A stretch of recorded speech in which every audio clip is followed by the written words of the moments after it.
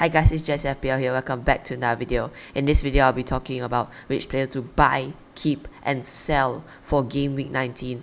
Everything you need to know and why you should be buying them or keeping them or selling them. So let's just jump into the video.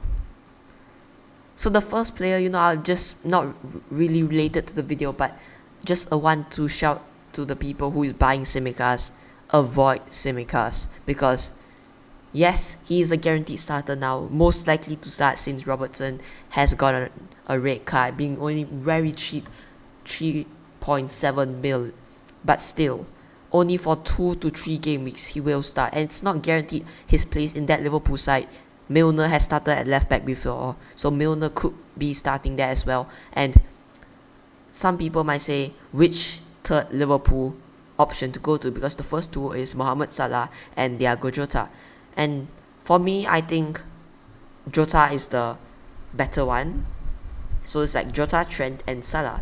But some people don't have Jota and they go for Simicast. But just wasting 2 transfers for 2 to 3 game weeks just for a Liverpool option that doesn't really have a really high expected goal and expected assists. Only gotten 1 assist this season, and his only possible points is getting clean sheets. So I think you should avoid him, because you are wasting 2 transfers to bring him in and bring him out. And if you are keeping him, it's not really the best thing, because you are wasting 1 Liverpool option. Let's say if Jota starts to shine, starts to get more goals, you want Jota, and then you have to waste another 2 transfers to bring in Jota and take out Simicast. So I think it's not worth it buying Simicast. Just to keep it in this video, just avoid Simicast. Now the first buy is Martinelli. Now Martinelli, he just got 15 points last week and everyone's buying him. So I completely agree with the people buying them. I think he's a really great option to go to. He started in the last 5 game weeks and came off twice, which was pretty late in the game. Once against Everton in the 70th minute and once against West Ham in the 81st minute. So he's really playing really well, and I think some people might say his place in the team is at risk with Emma Smith-Rowe on the bench and always coming on to score.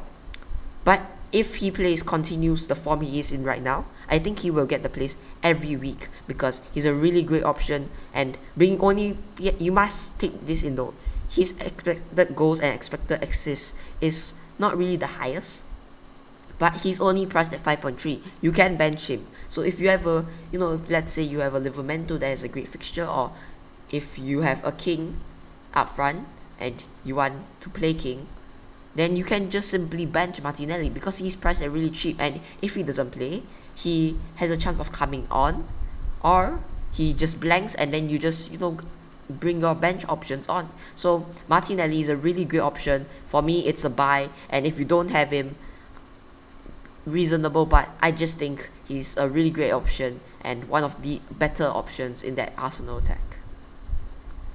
Next here is Joao Cancelo, another buy. Just this is a really obvious buy, but everyone's bring him in. I did keep him last week, just bench him, and I did say that don't sell him, but people didn't understand, people sold him and they got punished.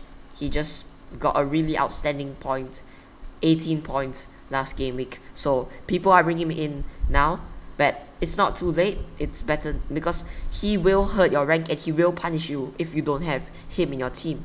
He started every game this season, only came off once against Crystal Palace in the 77th minute, and he didn't start 1 game against Leeds, which was 2 weeks ago, because of suspension. So I think he's still a really great option. At start of season, people didn't really want to go on him because Kyle Walker and Zinchenko was there, possible rotation. But throughout the season, it was starting to be clear that Cancelo is playing really well and he's going to start every game. If you watch City game, they like to play possessive, and Cancelo is playing like a right winger. He's advancing in the very attacking position. 6 assists this season, not the best goals. He hasn't scored much, but he's crossing those balls into the boxes, and with the finishes City have, I just think he's a really good option. The fixtures, Arsenal away, Chelsea at home, you could argue not the best fixtures, but you must keep note, City and Liverpool, in my opinion, are better defense than Arsenal, United, Tottenham. They are City and Liverpool are a higher standard, and in my opinion, they have a better defense than those not the best like City, Arsenal and United. So I think City is still a really strong defense. Brentford, again, this season has been really 50-50. Sometimes they play really great, sometimes they play really bad. And then Leicester there, again, the same thing. Sometimes they don't play really well, sometimes they don't play the best. So I think Cancelo is a really great option, and if you don't have him yet, I don't know what you're doing. Buy Cancelo. Next here is another City option, and it's a keep, a surprising one, Bernardo Silva. In my opinion, keep him.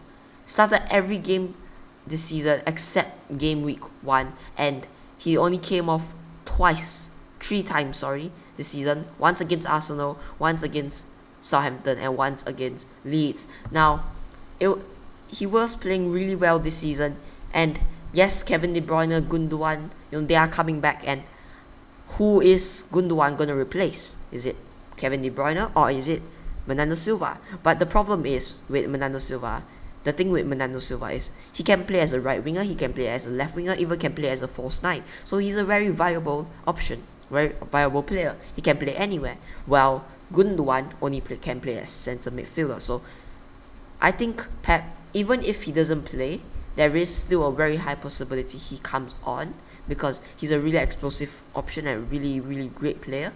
And I just think the fixtures, they don't look that great again, but City attack is really great.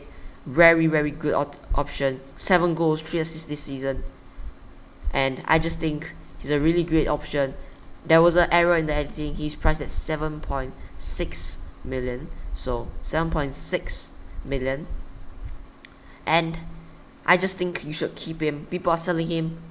He blanked last week and the game against Leeds. But hold him, be patient, and maybe when it reaches to the Arsenal fixture, then I think that's the time you look to sell him. And here nextly is Rafinha. Now Rafinha is my sell. Very great stats, 8 goals, 1 assist this season. But if you look at those fixtures, they have Liverpool, and then Aston Villa, and Burnley, and West Ham. Now Aston Villa, West Ham, and Liverpool have very solid defense. And with the injuries Leeds have, they can't really score much. And Rafinha's goals, not mostly, but some of them come from penalties. So I think Leeds aren't playing the best football this season because of their injury issues.